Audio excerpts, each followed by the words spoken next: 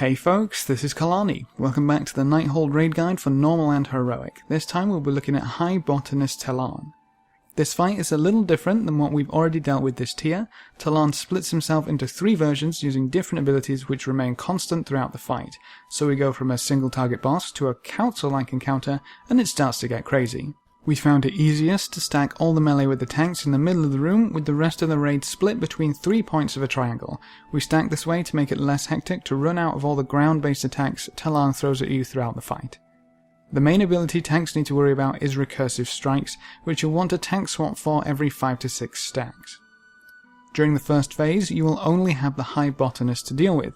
He will cast Solar Collapse on a random player, spawning 12 orange circles around them which quickly collapse to close in on them. You have a grace period of about 2 seconds to hightail it out of the circles before they close in and explode. The next ability is Controlled Chaos, which is a large purple pool that quickly explodes and expands 10 yards with every detonation. Each Controlled Chaos will explode and expand 3 times, so make sure to watch your feet. This is easy to avoid as long as you move as soon as the purple pool spawns on the floor. With how the raid is set up, only one group should ever have to move for these first 2 abilities. The boss will also cast Parasite Fetter, which is a dispellable magic debuff that roots a player and deals damage over time. When dispelled, 2 parasitic lashes spawn from the player's location and will fixate on the nearest player. You will want your group to spread out away from the rooted target before they are dispelled to give them time to kite the ad if they are fixated, because if anyone gets hit by the flower, they will get the Parasitic Fetter debuff and start the cycle over again, so they will need to be dispelled, and when they are, 2 more ads spawn. This could easily get out of hand if dispels go out too quickly before the raid can distance itself from the person with the fetter, or if players don't nuke the ads down. Make sure to use slows and stuns to give the kiter some breathing room. We found that kiting the fixated ads through the melee group allowed them to cleave them down quickly enough. If these ads aren't killed quickly, their movement speed is increased and they become immune to movement impairing effects and wreak havoc on the raid by continuously spawning additional ads. At 75%, TEL'ARN will split and begin casting a couple new abilities. Keep in mind that with each split, the original TEL'ARN remains, so you'll have to deal with the new abilities on top of all the ones mentioned in Phase 1. TEL'ARN will summon 3 plasma spheres which will slowly die, but upon death will detonate for a large amount of damage and apply a 5-second debuff which increases damage taken by the next plasma explosion. To deal with these, we had our raid groups stacked right next to an orb spawn location and marked each one.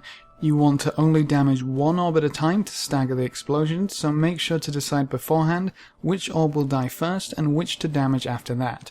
When the second orb has been killed, you can let the third one expire on its own. The tank with aggro on TEL'ARN will also get hit by Flare, which just deals a small amount of AoE damage around the tank. Your melee DPS should make sure they aren't near this tank to limit the damage from this ability. Phase 3 begins at 50% and he splits for a second time into Naturalist TEL'ARN. The High Botanist will also evolve into Arcanist TEL'ARN, so you will need to deal with 3 empowered images altogether. The Naturalist will use the ability Grace of Nature, a green pool which heals the boss and all ads within the circle. Simply tank him outside of it to avoid the healing.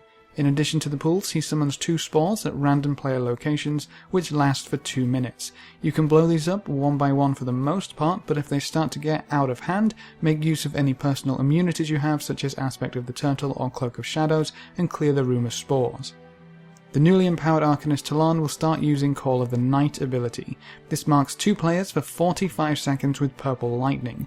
These 2 players must not come within 5 yards of each other, or they will pulse for raid-wide AoE damage, but they also have to stand within 5 yards of another player who does not have the debuff to prevent that same damage AoEing the raid.